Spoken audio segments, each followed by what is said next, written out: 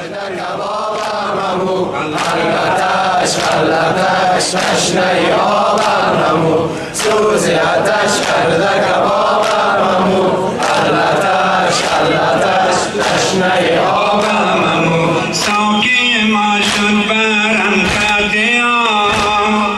ساقی ما شد برم خطی آب سوزی آتش کرده مرا دل کباب سوزی آتش کرده مرا دل کباب جرعه آب برساند ثواب رسید جانم به لب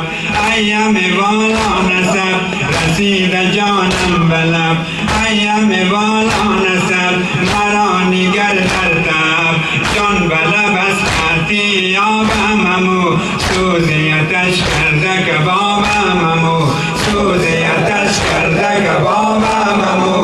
علتش علتش تشنه آبممو سوزی آتش کرده کبابمو علتش علتش تشنه آبمو سوزی آتش کرده کبابمو علتش علتش تشنه آبمو کیسه کرم باری تو ابر جود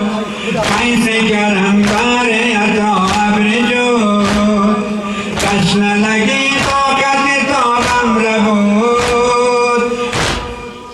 کیسه کرم باری تو ابر جود تشنه لبی طاقت تابم ربود گسسته از این آتشم تارو بود تشنه لبم تشنه لب در تبم در تب تشنه لبم تشنه لب در تبم در تب ملتبم ملتب برده آتش طاقت و تابممو سوزی آتش کرده کبابممو سوزی آتش کرده کبابممو علتش علتش تشنه آبممو سوزی آتش کرده کبابمو علتش علتش تشنه آبمو سوزی آتش کرده کبابمو علتش علتش تشنه آبمو جانیمو کنزوی خرگه گذار جانیمو کنزوی خرگه گذار تشنه لبان را بنگر زار و زار ز کودکان رفته توان و قرار حال صغیران نگر حال صغیران نگر ناله طفلان نگر ناله طفلان نگر شورش و افغان نگر ببین ز غم در اضطرابممو سوزی آتش کرده کبابممو علتش علتش تشنه آبممو سوزی آتش کرده کبابمو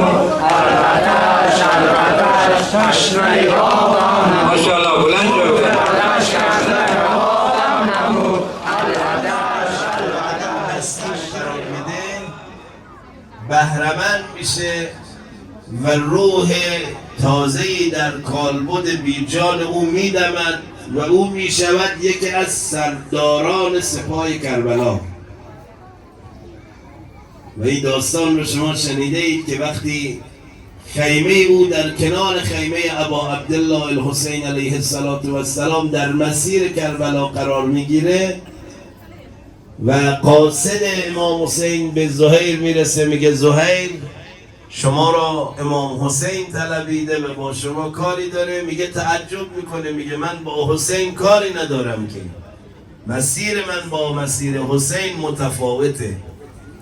ولی زنش تشویق میکنه، میگه تو پاشو پسر پیغمبر شما رو دعوت کرده، شما نمیخوای جوابش رو بدی. و او حرکت میکنه. وقتی به محضر سید الشهدا میرسه تاریخ دیگه نقل نکرده، مقاتل نگفته چه اتفاقی افتاد بین زهیر و امام حسین، ولی اینو نوشتن که این نگاه مهربانانه و اون نفس معنوی امام معصوم چنان اثر کرد که زهیر متحول شد. برگشت به زنش گفت من میخوام شما رو طلاق بدم، شما برو کنار. من با حسین میرم شما آزادی. زن مؤمنه و متدینه او به تعبیر ما گفت خودم شما وارد مرسه نبرد با دشمن و در کنار امام حسین شما رو قرار دادم. وقت شما من رو کنار میزنی من هرگز از تو جدا نمیشم. و این خانواده با هم میان کربلا و کار به جای میرسه که امام حسین یک طرف لشکر رو در اختیار او قرار میده، متحول میشه یکی از شهدای کربلا. این معنیش اینه که آقای بزرگوار اختیار داری، تو میتونی هر لحظه خودت رو متحول کنی، تو میتونی برگردی مسیر زندگی تو عوض کنی.